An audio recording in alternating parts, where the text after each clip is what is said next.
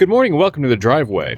Everyone knows that a man's size is inversely proportional to the size of his vehicle, which is why my favorite car to drive is the Nissan BE1. And everyone knows that the opposite is true if you drive a lifted truck. So Jason, who very generously donated the BE1 to the channel, has decided that I need to be taken down a couple notches. And so he bought me... The truck is locked. He bought me this. A lift kit for my truck.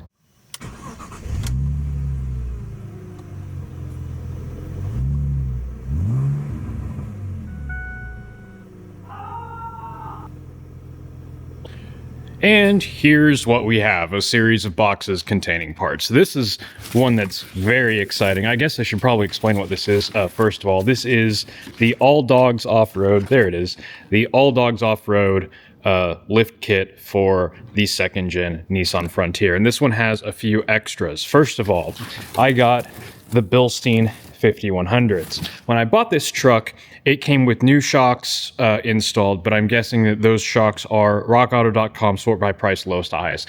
They don't ride amazing, and if you're doing a lift kit, you need longer shocks anyway. So Bilstein 5100s, and I opted for the having the front coilovers already assembled, which I think was like an extra 150, but looking at how tight these coils are, there's no way I was doing that by myself. Also, if you have them pre-assembled, you get a top hat, which costs money, and like you get all this other stuff included that I don't think you would get normally with this lift kit.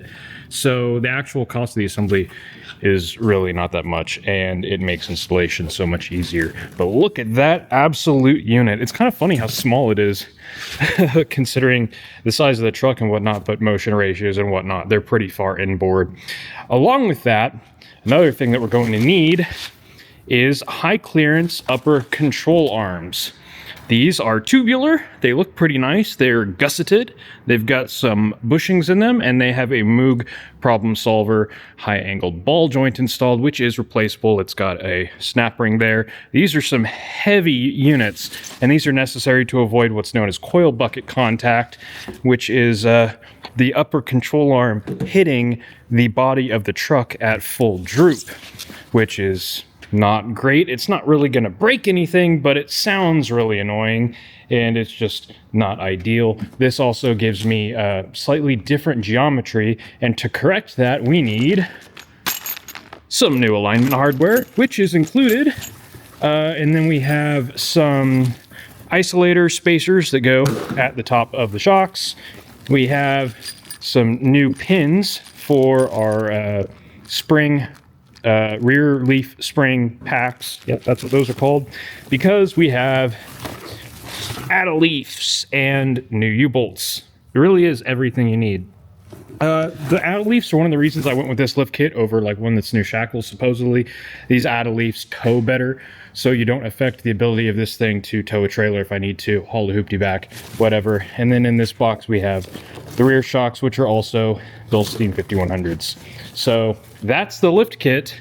This is also going to be the first time that I will have this truck up on a lift and see the underside of my West Virginia hoopty. So here's hoping that's not too bad. Okay, first look under the truck. Yep, looks fine. All right, let's go home.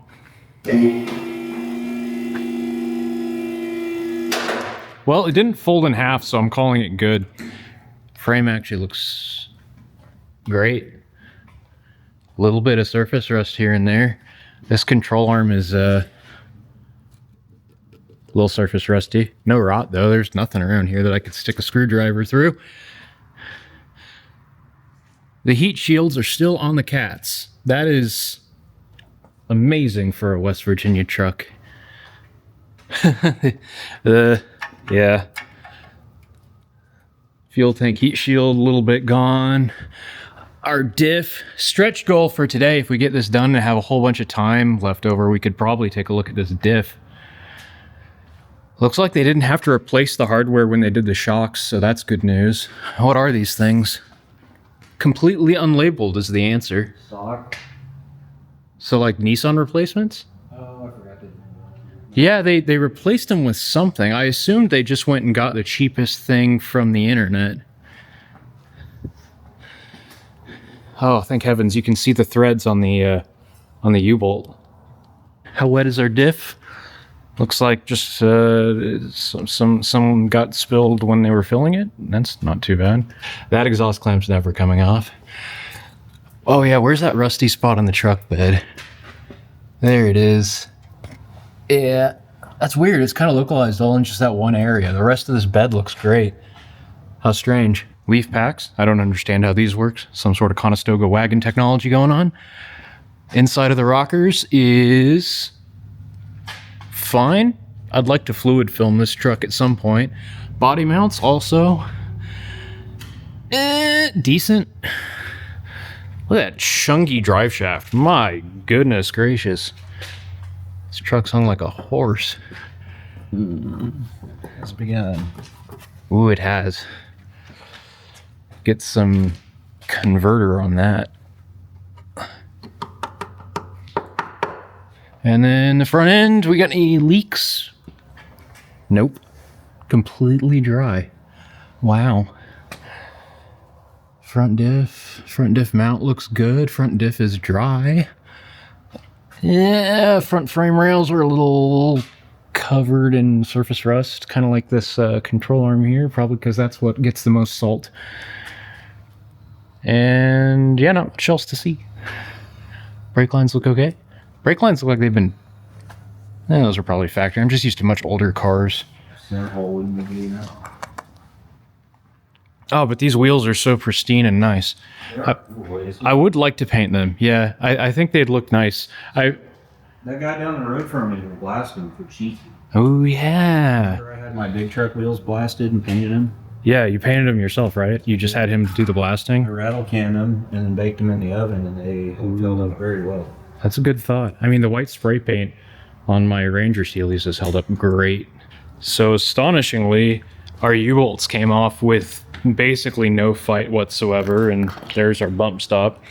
You can see here they threw some Amazon special brake pads at this without doing anything about the rotors, and then this is also Amazon special brake package, like $300 for the whole fronts and rears or something like that. So yeah, this is some cheap junk that I'm super stoked to be getting rid of. But first we have to get a... Shockingly, the pen came right out. I don't know what magic Nissan used to assemble this vehicle, but it's not the same magic they used on my 1991 Sentra SCR, because that thing was made of oxides.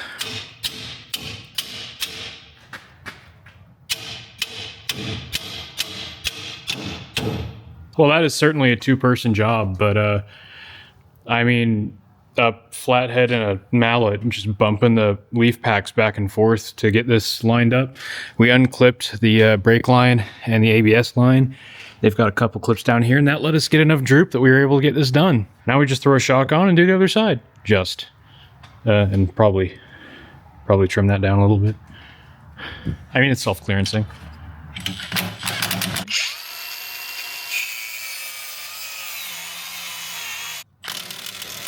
Get this. Is it just strip? Just pull the threads off it. Ooh. Don't ask why there's double nuts here. It is not important. Also, this part kind of sucked. But yeah, don't use an impact on these. Lesson learned. The threads will disappear in a hurry. But it's in.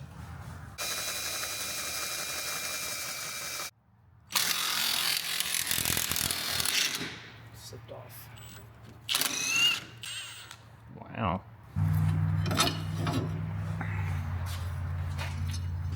Ta-da! The heck, that bowl looks brand new. Rear is done. Shocks, springs. Hardest part was getting the pin through the spring pack. Getting everything lined up was a little finicky, but really not too bad. Truck came apart real easy. Something to look into in the future. The shock's at full extension, so it's not going to get any tighter than this, but that is a pretty tight brake line. So braided extended lines might be in my future, but for now, the rear of the truck is lifted. And that's the easy part. Yeah. Now we have the front to do. A lot more moving parts here in the front suspension. We're gonna have to pop this ball joint out. These bolts for the upper control arm don't look particularly pleasant. Though getting the upper control arm out of the way will make the shock super straightforward. Down here, we're gonna have to get the sway bar out of the way to get the lower shock bolts. And then I was wrong about the eccentrics. They don't go up there. The eccentrics go here on the lower control arm, which, as you can see, while it has all the alignment, nubs or whatever you call those, it's not an eccentric washer. It's just a normal one. So from the factory, the front end of this truck can't be aligned for caster or camber, but just by swapping out the bolts, you can align it for caster and camber, which is very interesting. It sounded like the bolt. Yeah. Feels like the bolt. Looks like the bolt. Well, that's nice. At least that went right for us today. So what's happening here is the bolt for the upper control arm kind of has a bit of a misunderstanding with the steering shaft. So we got to take out this here pinch bolt, and supposedly we can slide the steering shaft forward and get that bolt out. I will check in with you shortly to let you know if that is a falsehood or not. Beyond that, top nuts are off the strut. Had to undo the sway bar link and get that out. Honestly, we should just take the sway bar off. Could. It's right there, ripe for the picking. And then I got to get God's most seized bolts out here, and then those out, and replace those with the eccentrics, replace this whole thing, replace that thing, remove that, caress that, touch that, lick that, and then do it all again on the other side. And it's like 7. Yay. Not the worst thing in the world. The piece that this fits into is open at the bottom, so you just work it with a flathead screwdriver, and then it kind of flops over and wiggles all around, and eventually you can just barely get the bolt out, but it is tight. So while we have all this room, I guess we'll take the strut out, since our upright's just floating around here, which is a big boy.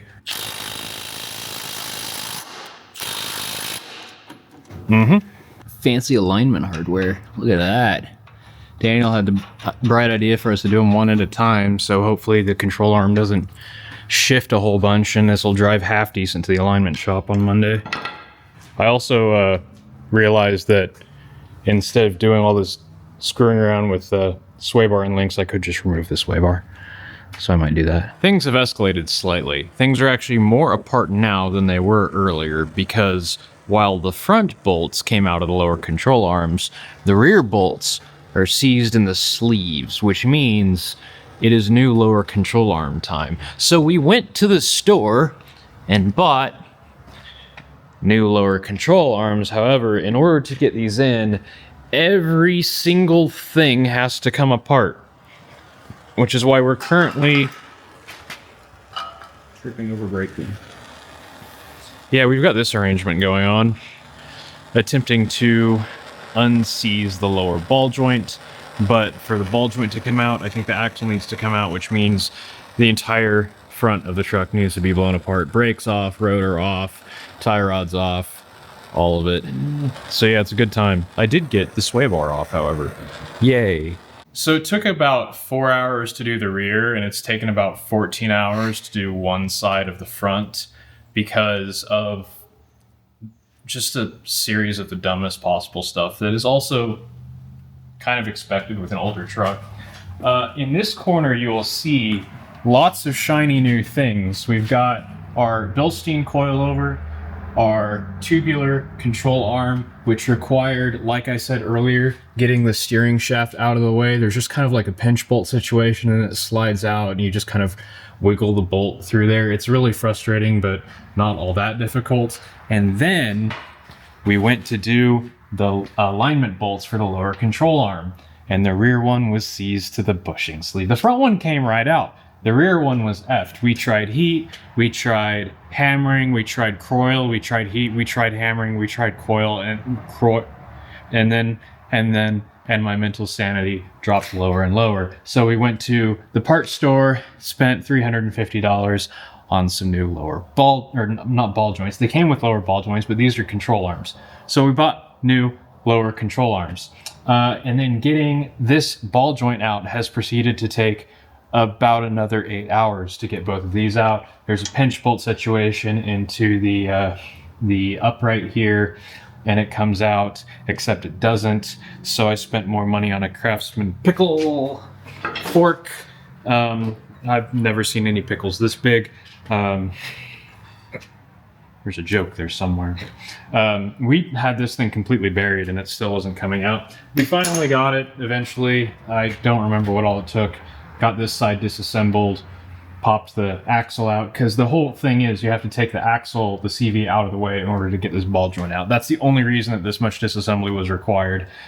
And then we finagled the new control arm in. It took some massaging because some of the dimensions were off for like the ears for the shock, so that required some more hammering. And now it's in, everything is bolted together, finger tight. So I have to remember to go back through this and actually tighten everything down, because like, yeah. And now we get to do the other side.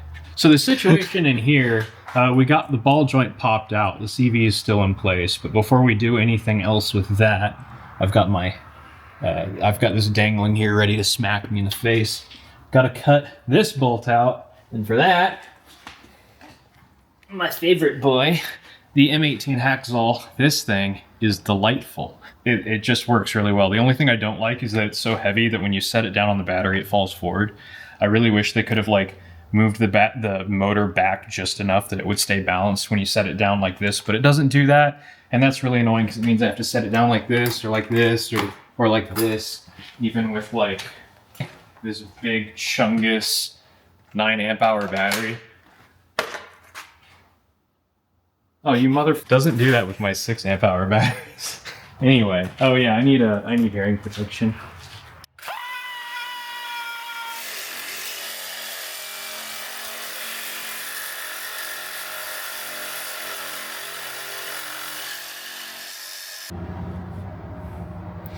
It's not all that bad. There's this woman in my ears that keeps calling me a good boy, and it really helps me get through this. I think this blade is done now. Okay, it's been a little over a month. There's a lot to catch up on. I got the flu or something like that while this thing, well, right after you last saw me, and Daniel had a personal project to work on, so he came out here and he actually just finished the truck, just put it all back together. And remember how it took like 6 hours for me to do that side? He got this side put back together in about 45 minutes and then got everything tightened down. So let's take a look at what we're dealing with. Firstly, at the bottom, brand new lower control arm and shiny alignment hardware. I did already take this to the alignment store and bought myself an alignment. Along with the control arm, obviously there's going to be a new ball joint in there. Then we've got our shiny, slightly less shiny because I've been driving the truck, Bilstein 5100s. We have no more sway bar, and honestly I haven't noticed any real negative effects from that. And then up at the top is the high clearance tubular upper control arm. Over on this side, apparently to get the steering shaft back together, the entire inner fender well needs to come out. It's just too crammed together in there for this to happen any other way, but I guess it really wasn't all that bad. And the truck drives great. The Bilsteins are a massive upgrade over the Amazon nonsense that was on here. Though if you have a stock one of these, the ride quality won't be a huge upgrade because these came stock with Bilstein 4600s. So the same shock, just not made for lifted trucks. This is the same thing as, I think 5100s are the same as 4600s, just longer for lifted applications like this, which is really neat. But there's one more thing we need to do before this is off-road ready. And that's this right here. This needs protected, and I'll show you why. This here's a 3/4 ton Chevy Silverado. It did not have these steps or rails or anything on it when it was bought. And you can see a bit of waviness here. Actually, let's look at the other side. I think it's worse. Oh yeah. Yeah, she's been hit a good few times. And this truck was used as like a rural, not a lineman, I don't think. I think it was like a cell tower repair truck in Colorado or something like that. And so it's seen some off-road use. It's seen some bumps and bruises. And The problem is once you get into the rocker panel like that, aside from cosmetically not looking great, then you're into interfering with your doors not shutting correctly, and you're having to use 2x4s and mallets just so that your door shuts and doesn't whistle and all that crap. And you really want to avoid any damage there if at all possible. And you're not going to avoid it with skill. It's going to happen off-road probably. You're going to end up on some rocks. You're going to slide sideways when you're not expecting it. So you need armor. I suck at putting trucks on lifts. Anyway, over here we have some rock sliders from Rocky Road Outfitters, and I really don't like doing this sort of thing, but I am going to have to call them out because on their website, they make a lot of claims about these, and after picking them up, I don't doubt their claims about the durability of the sliders. However, there are no pictures of how they mount to the truck. And I really thought that I was buying frame-mounted sliders, but these are body-mounted sliders. And they make a whole bunch of claims about, you know, lifetime warranty, the durability of the product itself, but they don't make any claims about the product damaging your truck. And we'll get into that in a minute, but first I want to show you what a frame-mounted slider is on a truck with no frame. But it's still the same sort of thing. As you can see here, rock slider, big, beefy, keep you off the rocks. And not only is it bolted to the pinch weld, like sort of a chassis mounted thing, but it's also bolted to the chassis like a frame mounted thing. I hope that makes sense, but as you can see, big ol' reinforcement, huge attachment point to the strongest part of the truck. On these, they bolt to the same place that side steps would go, which is, how many do we have here? 1, 2, 3, 4, 5, 6. 6 studs on the inside of the rocker. So on the inside of the rocker, we've got these, those like 1/4-inch studs, 6 of them, and that's what it bolts to and becomes a structural part in tandem with this entire rocker. Now, I have no idea what kind of structure is going on in here. Obviously, I haven't done any structural analysis of this system, and the rock slider is going to work in tandem with the unibody of the truck by adding 6 points of, I don't know, they're going to work together a little bit, like they're going to help each other, but it still seems not out of the realm of possibility that if you come down on a rock, it's not going to buckle this rocker panel area. So I'm still going to run these as configured. These are the super sliders with the powder coat. This was about $1,000 setup. It's about $1,600 for the other mainstream brand I can't think of's actual frame-mounted sliders. I think these might be okay for what I'm doing, you know, kind of light off-roading. But come on, guys, Rocky Road, if you're watching this, just put a picture of the mount or one mounted on the truck from underneath. You've got pictures of the mounted on trucks. Why didn't you just take one from underneath? If you aren't trying to hide something, then show us what it actually is and back up your claims a little bit, or just be a little more truthful in your advertising. It's kind of lying by omission almost, because, you know, a chassis mounted frame rock slider is kind of considered a less premium product. Either way, we're going to toss these on and see how they are, I guess. It did come with nut. Mini nut. And also sticker. All right, we got them broken in already. Oh, also, how was finishing up the suspension on your own? How'd that go? It wasn't bad. Not at all. I feel like an idiot because I struggled so hard with it. And he's like, yeah, I got it done in 45 minutes. Son of a bitch. All right. But I bought tools just for you, Jake. Oh no, do we have the bad times box? This is the better times box. Ooh, it's a high-end bad times box. It's a thread chasing kit. So how does this taps? How does it differ? Chasers. How does it differ from a tap? Yeah, taps cut threads. These aren't going to cut threads. These are just going to straighten up existing threads. So they're like stronger in some sort of dimension? No, it's more like they're sized different. It's sized like a bolt instead of sized like a tap. Hmm. Because bolts are a little smaller than the... Oh, and this is for cleaning up... Yeah. External. God, that is heavy. Isn't that cool, though? Yeah. Not for world's worst sounding rod. This is riveting. This is backwards still. for like the 4th time. Who keeps changing it? It's like a USB cable.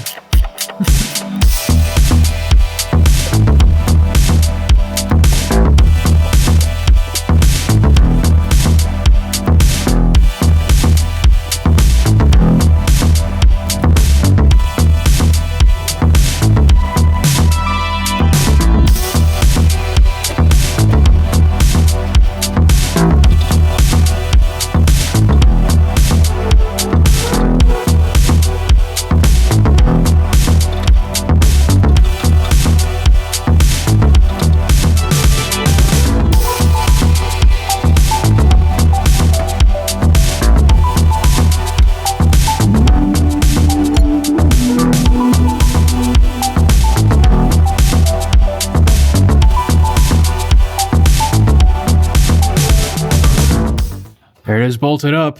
A lot of anti-seize there to anti the seize and to keep rust from developing between the unibody and where it bolts on. Pretty decent fitment, all things considered. One bummer, as pointed out by Daniel, is they don't quite come forward enough. Pretty easy for a big rock to get right in between here and mess up a fender, but a fender is not really a functional piece, so I guess it does its job and protects the actual unibody structure and the doors, so good enough, I suppose. Yet to be tested, obviously. An anti-seize over absolutely everything. Now let's get the truck on the ground, I guess.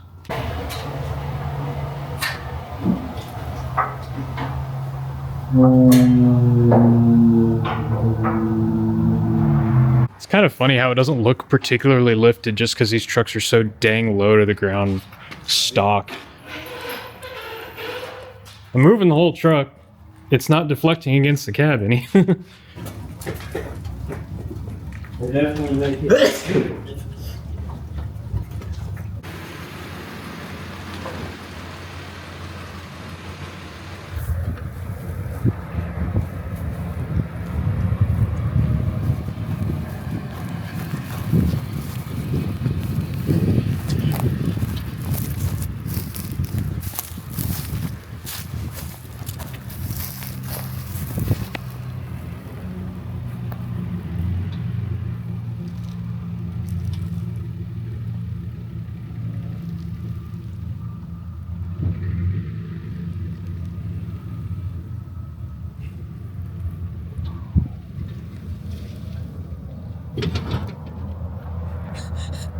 Am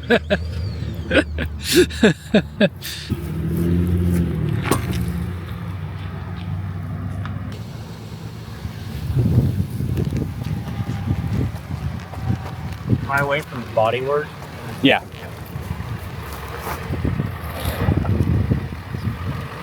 Might need a locker for this. Or not.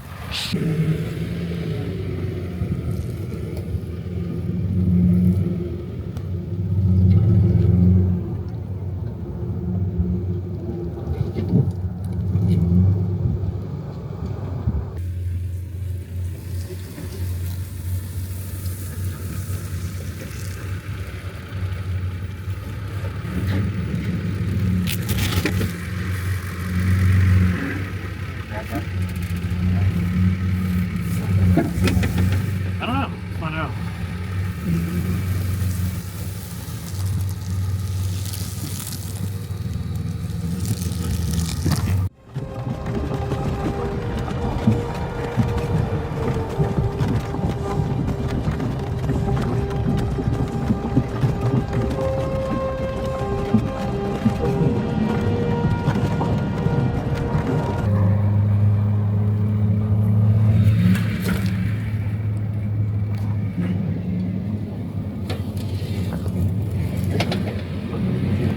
Do this without tearing things up.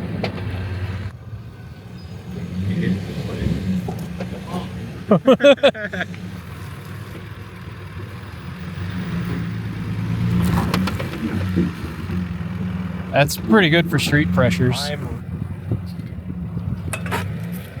Wow. Pretty good. The Ranger did not do that. No. And it's worth mentioning that the locker is currently in op on this truck. So next time you see it, I'll be fixing the locker and hopefully going wheeling. But for now, I mean, look at it. It just climbs. What a great little truck. I love these things. Buy one, or an Xterra. If I didn't need a bed, I would have loved an Xterra. The shorter wheelbase, and they look really cool. Thanks for watching. It's still in 4-wheel drive.